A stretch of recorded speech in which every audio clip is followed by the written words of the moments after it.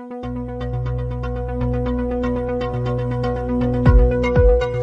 roi de gloire est puissant. Jésus, c'est notre Emmanuel. Jésus, c'est le Dieu qui assiste son peuple. Nous allons prendre nos Bibles et nous allons commencer notre enseignement. Le Dieu de gloire est bon parce qu'il mérite la gloire depuis les temps. C'est là où nous sommes. Nous allons prendre nos Bibles et nous allons commencer notre enseignement. Un enseignement qui donne la force dans notre esprit afin de continuer dans cette marche vers le ciel, parce que le Dieu de gloire est en train de préparer un peuple qui rentre à la maison auprès de Jésus, auprès de celui qui est éternel, de celui qui donne la vie à tous ceux qui croient en son nom. Là où tu es, tu vas prendre ta Bible et nous allons commencer notre enseignement. Voilà. Que le Dieu de gloire vous bénisse. Voilà, nous allons commencer.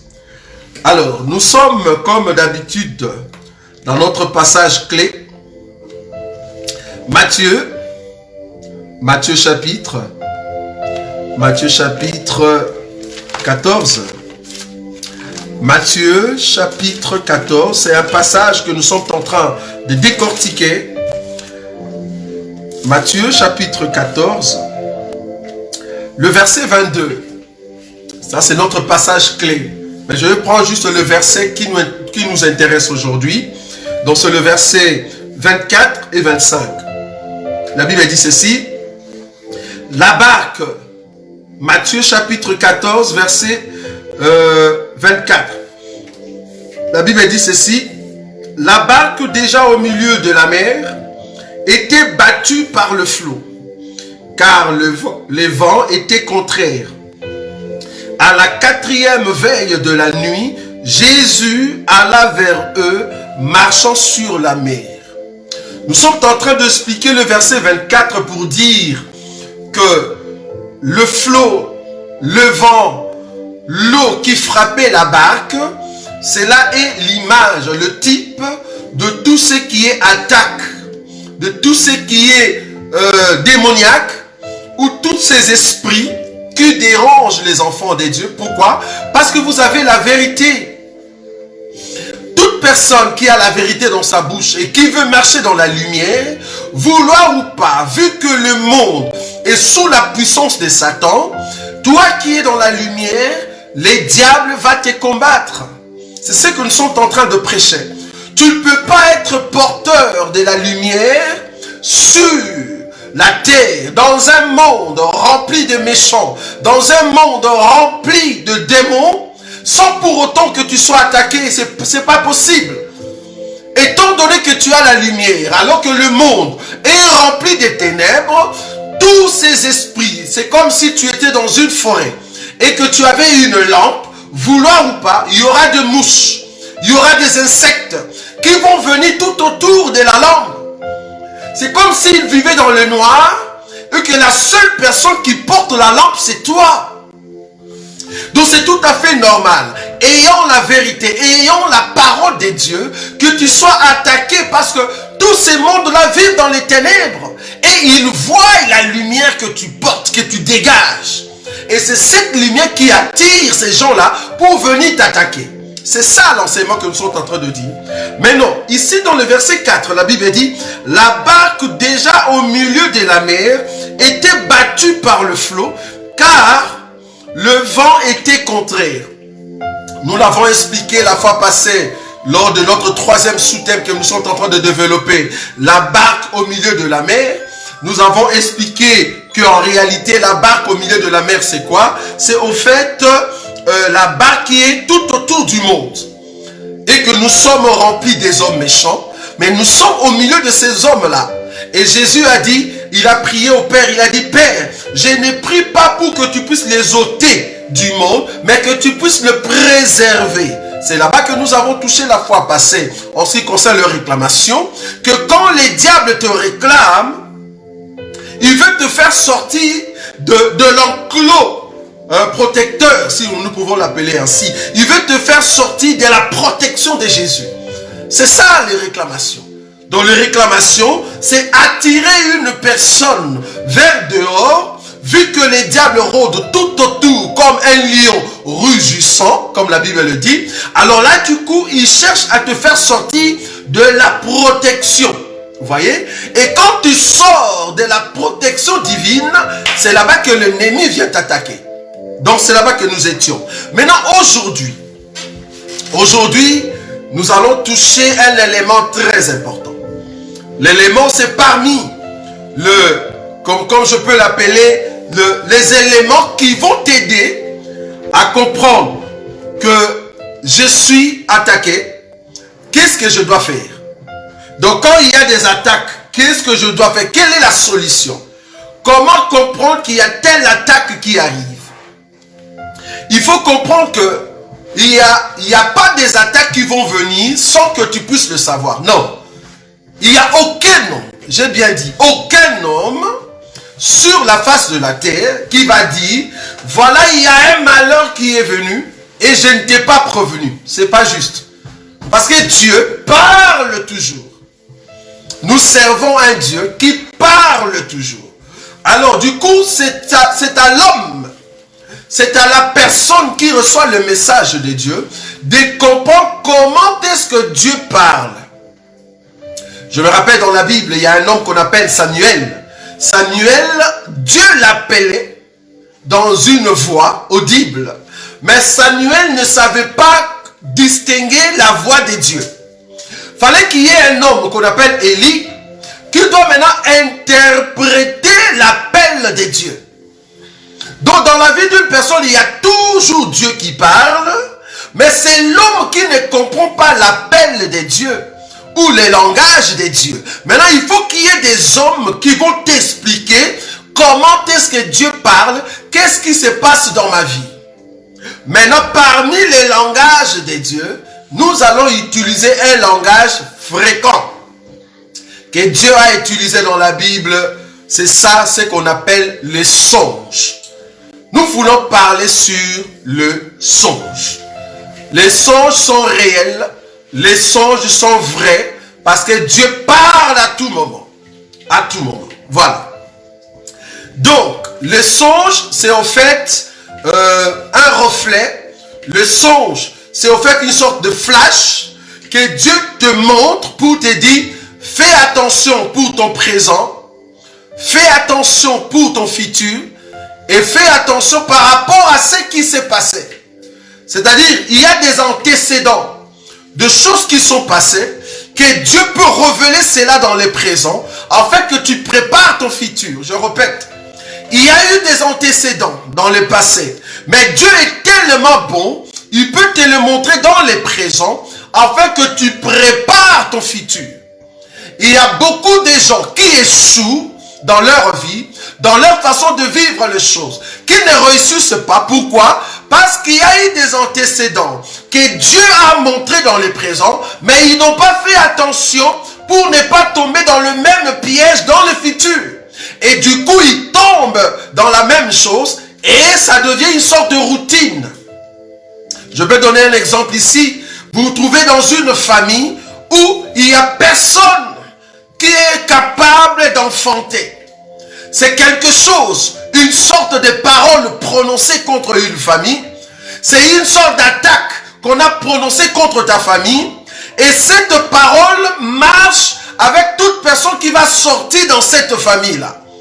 Donc, quand toi tu es né dans le lien, dans les cordons ombilicaux de cette famille-là, vouloir ou pas dans les sangs, tu as la malédiction qui a été prononcée. Maintenant, pour que la malédiction soit coupée, tu dois entrer en Christ Jésus, la seule personne qui a porté la malédiction. Et c'est là-bas que ta malédiction est coupée. Ou soit, Dieu va commencer à te montrer la malédiction, comment cela a été entré dans votre famille, et il te donne la solution, mais codée. C'est à toi maintenant de décoder les langages de Dieu pour que tu sortes de la malédiction. C'est ça les songes. Il y a beaucoup d'hommes et de femmes qui sont condamnés dans leurs songes, mais n'ayant pas l'explication. Et voilà, la chose continue. Tu te relèves aujourd'hui, tu tombes demain. Après-demain, tu te relèves et tu retombes encore le lendemain. Donc, Du coup, ta vie devient comme une sorte de routine. Alors que quand tu dors, Dieu te parle. Mais tu ne connais pas le langage des dieux. Vous voyez? C'est là-bas que nous voulons entrer maintenant. Dans les domaines de la révélation. Dans les domaines de l'explication des songes. C'est un domaine qui va t'aider à bien marcher avec le Seigneur. Très important. L'explication des songes a aidé deux personnes qui étaient dans la même prison que Joseph.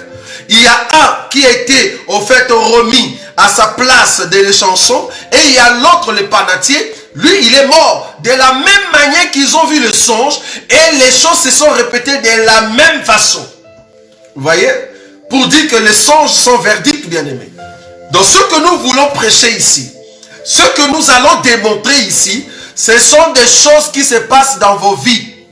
Ce sont des choses qu'on ne va pas inventer. Ce sont des choses qui se passent dans ta vie, que tu ne nous as pas dit cela, mais nous allons maintenant t'aider par l'aide de l'explication des songes et des révélations à comprendre comment tu vas sortir là-bas. Peut-être tu ne le sais pas. C'est très important. Avant d'entrer là-bas, tout à l'heure j'ai évoqué l'écriture de Genèse. Genèse chapitre 40. Pour te montrer que les songes sont verdicts. Ce que nous prêchons ici, c'est la parole de Dieu. Genèse chapitre 40. Pour ne pas te donner au fait l'écriture où Joseph a vu qu'il sera roi, c'est-à-dire quelqu'un qui dirige, et oui aussi, bien qu'il a vu ça dans ses songes, et cela s'est réalisé. Maintenant ici, je te prends une écriture. La Bible dit ceci. Genèse chapitre 40. Genèse chapitre 40. Je prends le verset 9. Genèse chapitre 40. Le verset 9, la Bible dit ceci. Le chef des échansons raconta son songe à Joseph. Il a vu un songe. Si c'était toi qui n'aimes pas de tels enseignements, tu vas dire, oh, c'était un songe. Juste un songe. Et beaucoup d'entre vous, il y a d'autres, quand ils dorment, ils disent, oh, c'est juste un songe. Quand on dit songe, c'est-à-dire un langage codé. Quand on dit songe, ça veut dire un langage codé. Maintenant, il faut décoder les langages pour ressortir la pensée. Genèse chapitre 40, le verset 9. La Bible dit ceci. Le chef des échansons raconta son songe à Joseph et lui dit, dans mon songe, voici il y avait un cep devant moi. Ce cep avait 3 sarments. Quand il y poussait, sa fleur se développa et ses grappes donnèrent des raisins mûrs. La coupe de Pharaon était dans ma main. J'ai pris le raisin, je l'ai pressé dans la coupe de Pharaon et j'ai mis la coupe dans la main de Pharaon. Le verset 12, Joseph va donner maintenant l'explication. Mais c'est un songe bizarre. Si c'était toi qui avais vu ça et que tu étais en prison, tu vois un morceau de bois, un bois, le cep, c'est-à-dire une sortie d'une branche, d'un arbre. Et dans ces cèpes, il y a eu 3 sarments, dont de petites branches qui sont sorties. 3. Et il a bien compté. La précision dans les songes est très importante. Si dans tes songes, tu manques de précision, comprends que l'information qui est floue, si c'est là-bas que résidait la réponse à ta vie spirituelle, si tu es en train de perdre ces songes-là, tu perds de références dignes de tes songes, on ne sera pas capable d'interpréter tes songes. Remarquez cet homme, il a bien vu qu'il y avait 3 sarments, pas 4. J'aime beaucoup la précision de son songe. Il a bien vu que c'était 3 sarments. Les 3 sarments haïs de fleurs. Il faut bien voir ça dans le songe. Parce que c'est un message. En passant, si tu ne sais pas retenir tes songes, il y a un problème. C'est-à-dire tu dors, mais tu ne retiens pas des songes. Il ne faut pas dire, moi je ne songe pas. Non, c'est faux. Tout homme sur la terre a toujours des songes. Mais les problèmes, l'ennemi peut venir pour voler les songes parce qu'il sait très bien que Dieu parle tantôt d'une manière, tantôt d'une autre. Nous allons prendre l'écriture. Donc le songe, c'est un message. Maintenant, comme le message va donner la délivrance à ta vie, les diables, sachant cela, vu que tu ne vis pas dans la prière, il y a des temps où les diables vont enlever le message et tu te réveilles le matin, tu te dis, oh, mais attends, j'avais songé, mais j'ai oublié ce que j'ai vu. Si ça devient, en tout cas, quelque chose de régulier, ça vient tout le temps comme ça, tu oublies des songes, ce n'est pas bon. C'est comme si quelqu'un qui marchait dans la vie et tu n'as pas de repères. Donc tu marches sur une route où tu n'as pas de codes, tu n'as pas de panneaux. Donc tu vas aller trop vite, tu n'as pas de signaux. C'est grave. Or les songes, ce sont des signaux que Dieu a dit, fais attention, c'est le feu rouge. Fais attention, c'est jaune.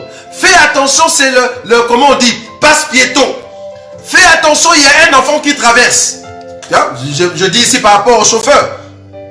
Donc à chaque fois que nous marchons avec Dieu, Dieu va mettre des signaux. Je vais l'expliquer tout à l'heure. Donc les songes, ce sont des signaux.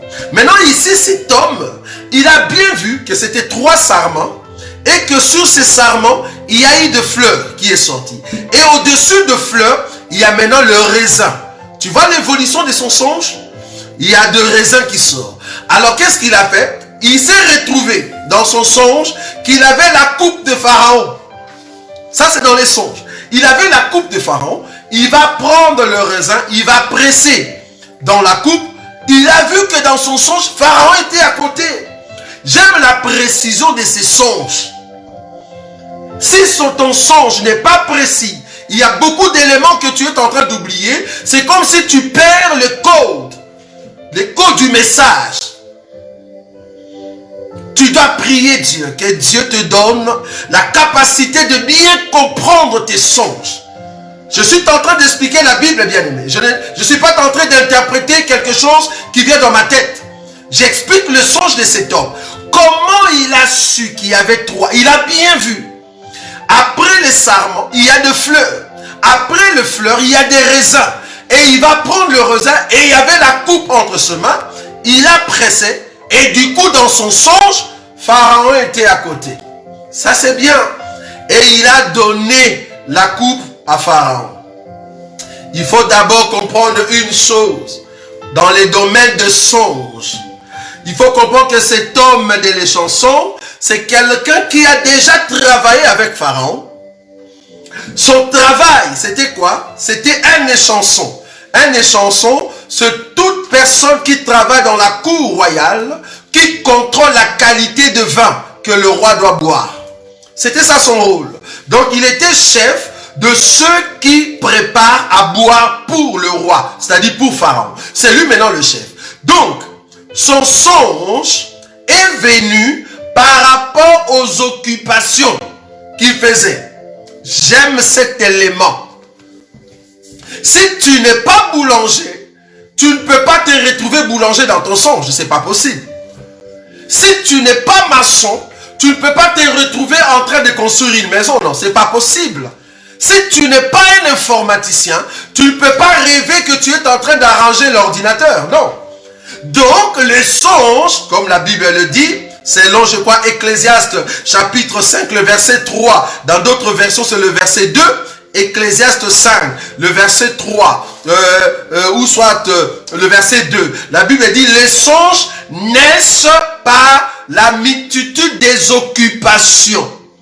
Donc les songes ne peuvent pas naître sans que tu aies une occupation. C'est pas possible. Tu dois avoir une occupation. Maintenant, les songes vont naître par rapport à ton occupation. Cet homme ici, son songe est né par rapport à l'occupation des échansons. Comme il travaillait comme échanson, c'est là-bas que son songe est sorti. Si tu es dans des villages, tu es habitué à construire des maisons du village, en aucun jour tu verras en train de construire des buildings. C'est pas possible. À moins que ça soit une révélation extraordinaire. Tu n'as jamais vu de building. Comment tu vas voir ça? À moins que ça soit vraiment une révélation extraordinaire. Mais souvent, c'est par rapport à tes occupations que les songes vont naître. Alors cet homme, étant un homme qui vivait dans la maison, dans la cour royale, et qui donnait du vin au roi, il va voir seulement son occupation dans ses songes. C'est tout à fait normal. Maintenant, qu'est-ce qu'il voit? Il voit qu'il est en train de prendre des grappes de raisin, mettre dans la coupe et donner au roi. Maintenant, Joseph va interpréter cela. Si c'était toi, tu vas dire, oh, mais attendez, mais c'est le travail que je faisais avant. Peut-être ce sont des illusions. J'étais en train de rêver parce qu'avant j'étais aussi chez le roi. Je donnais aussi du vin. Donc c'est quelque chose qui est venu comme ça, bon je m'en fous. Vous voyez? Mais le problème est que tu oublies dans tes songes, ce sont la précision. 3 sarments, fleurs, raisins, coupe le roi à côté. Ça, ce sont des précisions pour le songe de cet homme ici. Maintenant, Joseph va interpréter cela. Très important, bien-aimé. Regardez le verset 12. L'interprétation de Joseph. Joseph lui dit, en voici l'explication. Donc, c'était quelque chose qui était codé. La façon que tu viens de le dire, ce n'est pas encore une explication. Tous les éléments que tu vois dans le songe, ce ne sont pas des explications, ce sont des codes. Tu as besoin d'une explication. Joseph a dit, en voici l'explication. C'est-à-dire, ton songe là n'est pas encore expliqué. C'est encore flou.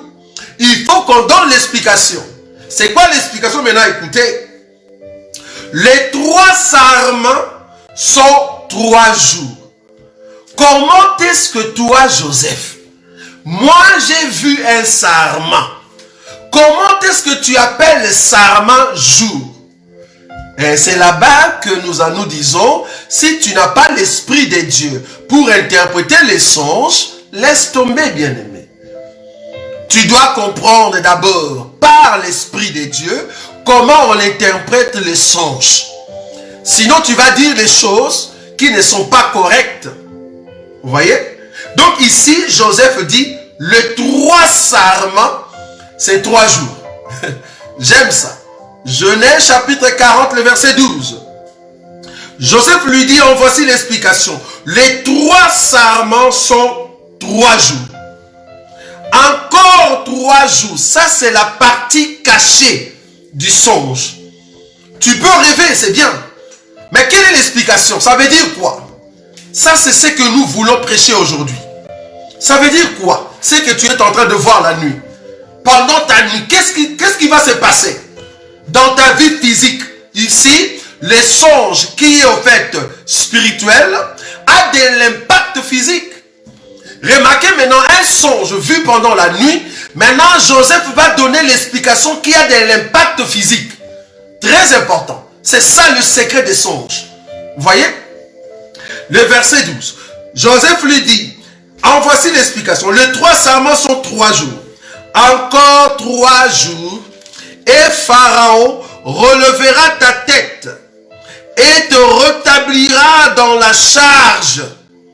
Tu remettras la coupe dans la main de Pharaon comme tu en avais l'habitude lorsque tu étais son échanson.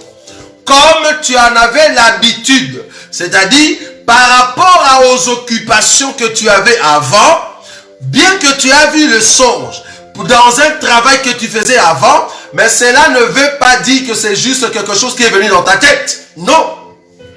Cela veut dire, comme tu es dans la prison aujourd'hui, encore 3 jours, tu vas sortir, on va te rétablir dans ton boulot, dans ton travail. C'est-à-dire, tu vas reprendre ta poste. Quelle bonne nouvelle! Donc, les songes peuvent annoncer la bonne nouvelle, comme le songe peut annoncer des mauvaises nouvelles. Parce que si tu descends en bas, il y a aussi le panetier, c'est-à-dire le boulanger du roi. Le panetier, c'est le boulanger du roi. C'est lui qui préparait le pain pour le roi. Mais pour le cas du boulanger, quand il a donné son songe, Joseph va lui annoncer que tu vas mourir. Alors qu'il a vu ça dans les songes, mais il ne sait pas l'explication. Donc, dans les songes, Dieu peut annoncer ta mort. Ça c'est bon, ça Seigneur. Dans les songes, Dieu peut t'annoncer ta mort qui arrive. Dans ton songe, Dieu peut t'annoncer les bonheurs. Dans les songes, Dieu peut te montrer la mort d'un voisin. Dans tes songes, Dieu peut te montrer la mort de ta maman ou de ton papa. Dans tes songes, Dieu peut te montrer le malheur qui vient sur la terre. Donc dans les songes, Dieu montre tout. Il suffit à toi maintenant de bien comprendre et de décoder les langages de Dieu. C'est très important, bien-aimé. Vous voyez? Donc j'ai pris cette écriture pour te montrer que les songes sont réels et vrais. Maintenant, c'est à toi de trouver quelles sont les explications par rapport à ce que je vois. Maintenant, l'enseignement que nous voulons donner dans ce troisième sous-thème, la barque au milieu de la mer, c'est pour t'aider maintenant à comprendre ce que toi tu es en train de voir dans tes songes. Est-ce que l'explication va être un malheur ou un bonheur? Vous voyez? Donc c'est très important. Alors, nous allons prendre une écriture. Je vais prendre Job. Job chapitre 33.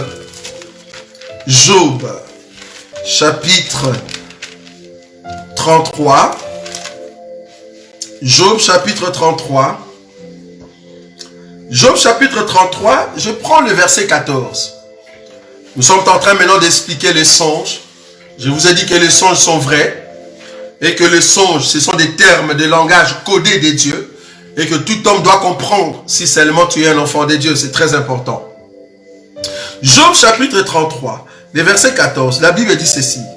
Dieu parle cependant tantôt d'une manière, tantôt d'une autre. Et l'on n'y prend point garde. Dieu parle.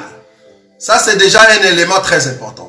Tu dois te dire dans ta tête, tu dois te dire dans tes pensées, vouloir ou pas, quand je marche sur un chemin, quand je suis avec les amis, quand je regarde quelque chose à la télé, quand je vois dans les cieux, quand je regarde les arbres, quand je regarde les animaux, Dieu parle toujours, tantôt d'une manière, tantôt d'une autre.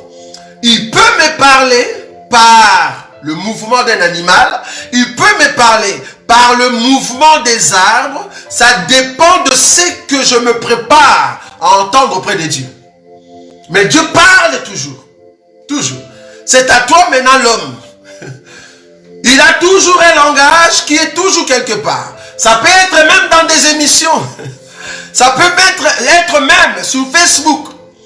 Toi qui es un enfant de Dieu, tu peux passer quelque chose que tu as vu, paf, Dieu te dit, regarde par exemple ça, par rapport à ta vie, tu dois te comporter comme ça. Vous voyez? Donc Dieu parle toujours. Voilà.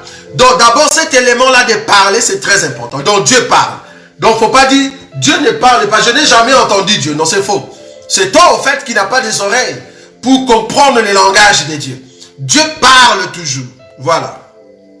Dieu parle cependant, tantôt d'une manière, tantôt d'une autre. Et l'on n'y prend point garde. C'est l'homme qui ne prend point garde quand Dieu parle. Ça, c'est l'homme. Le verset 15. Il parle par des songes. On commence à donner maintenant les langages de Dieu. C'est la Bible, bien-aimé. Le verset 15. Il parle par des songes, par des visions nocturnes. Dieu parle par des songes, par des visions nocturnes, quand les hommes sont livrés à un profond sommeil, quand ils sont endormis sur leur couche, Dieu parle. Alors qu'est-ce qu'il dit? Parce qu'il faut comprendre, quand Dieu parle alors que je suis endormi, qu'est-ce que Dieu dit?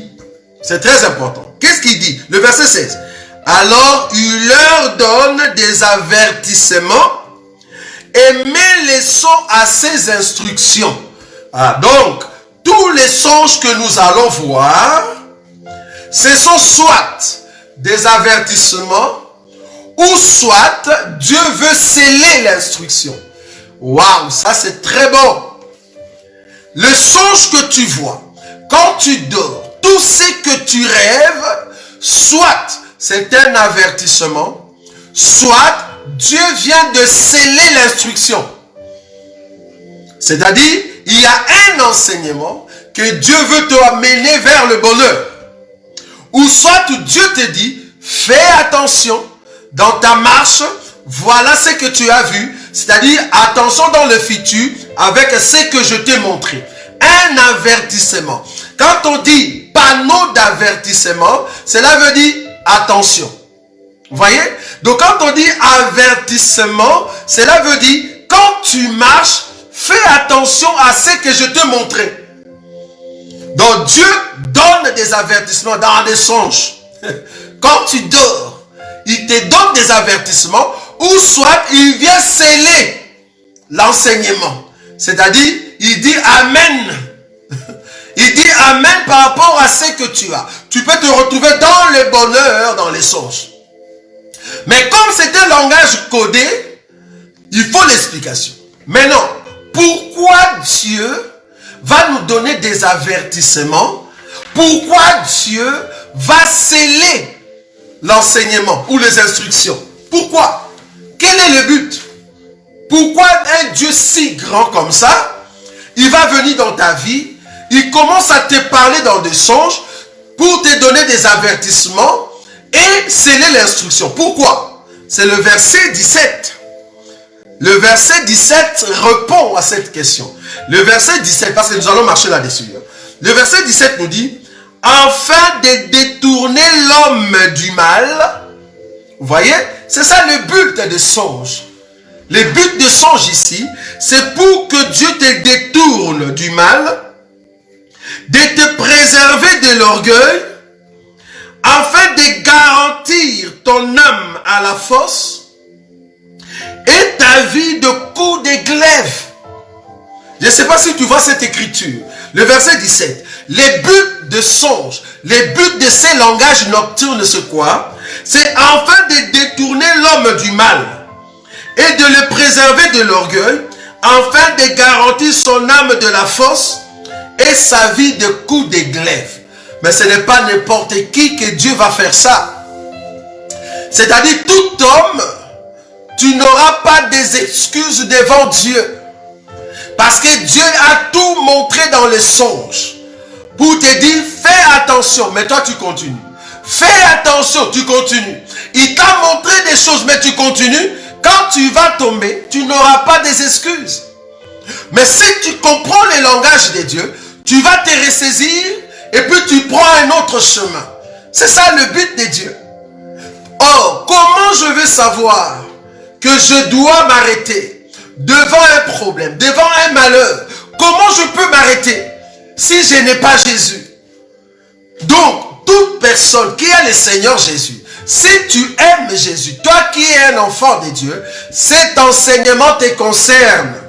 C'est-à-dire, Dieu veut t'aider à comprendre quand est-ce que tu es dans le malheur et quand est-ce que tu es dans le bonheur. C'est ça le but de cet enseignement.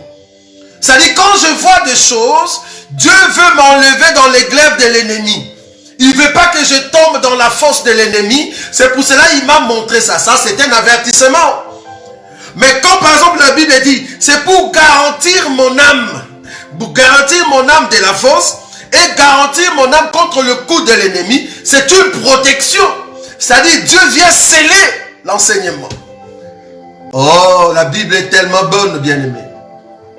Si seulement vous connaissez Dieu, si seulement vous connaissez le Seigneur, vous êtes l'homme, la femme la plus heureuse, l'homme le plus heureux du monde. Parce que vous connaissez Jésus. C'est très important. Donc, avec Jésus ici, nous voulons maintenant aider le peuple de Dieu à marcher dans l'assurance. Même quand tu vois les choses, tu sais que, ok, ça c'est un avertissement, je dois m'arrêter. C'est-à-dire, c'est une sorte de feu rouge.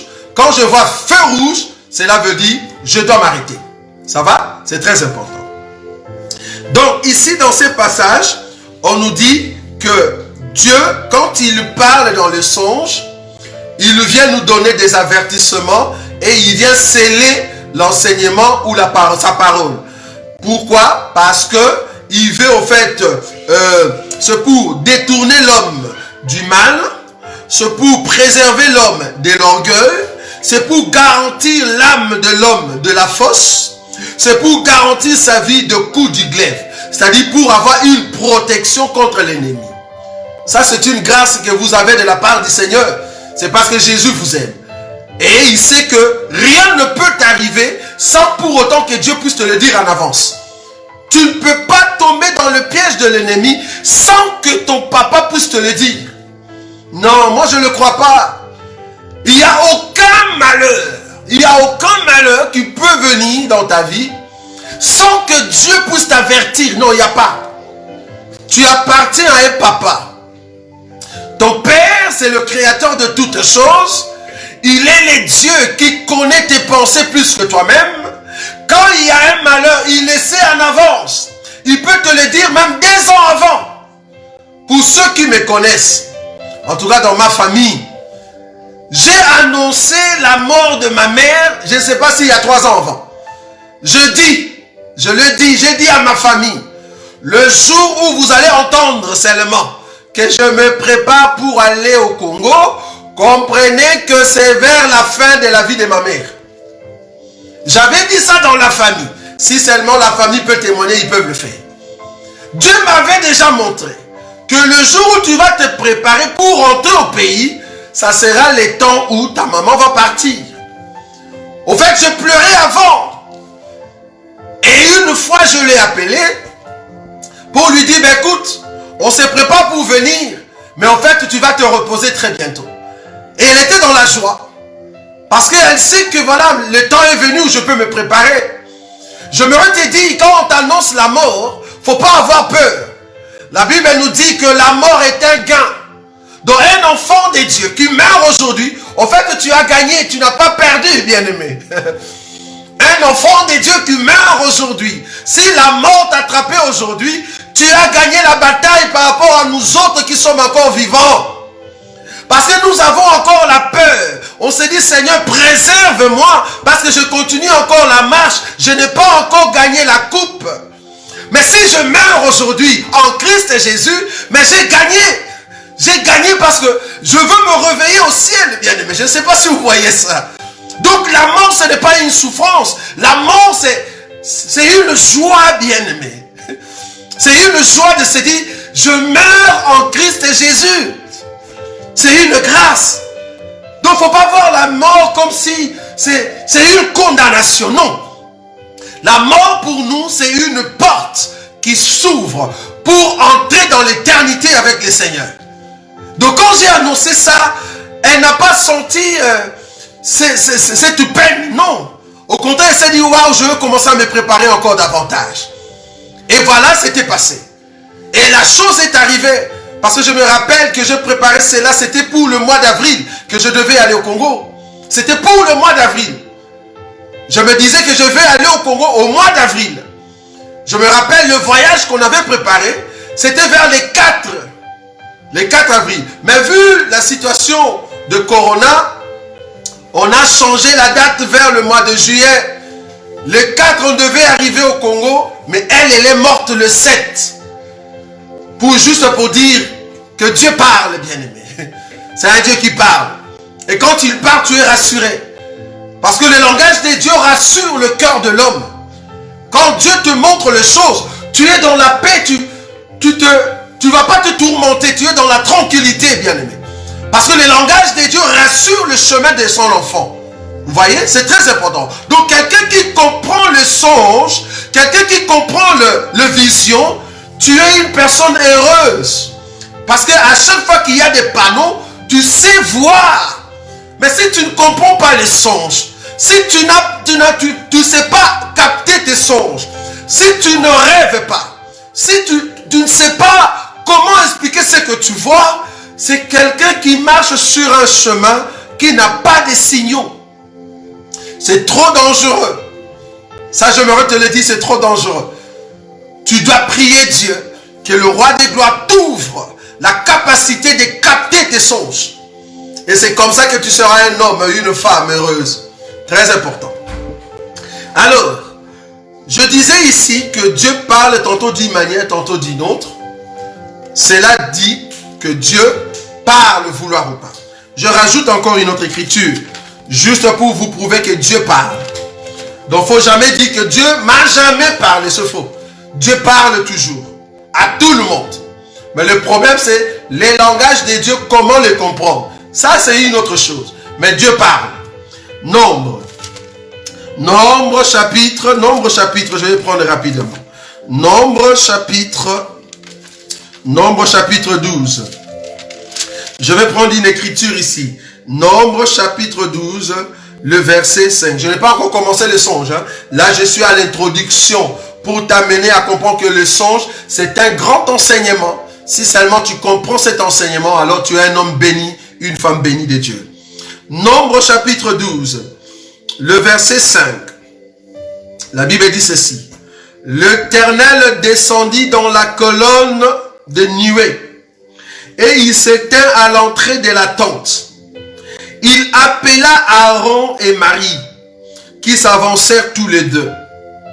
Et il dit, écoutez bien mes paroles. Ça, c'est Dieu qui parle. Pour que Dieu parle, oh là là.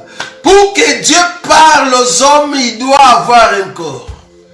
Là, Dieu qui est descendu, parce que aucun homme ne peut voir Dieu et vivre. Maintenant, pour que Dieu puisse te parler, toi qui es un homme, Dieu doit prendre un corps. Le corps que Dieu a pris ici s'appelle nuée. Pour que Dieu nous parle aujourd'hui, il a pris un corps qu'on appelle Jésus. Pour que Dieu te parle aujourd'hui, ce dimanche, il est en train de prendre un corps qu'on appelle Roger.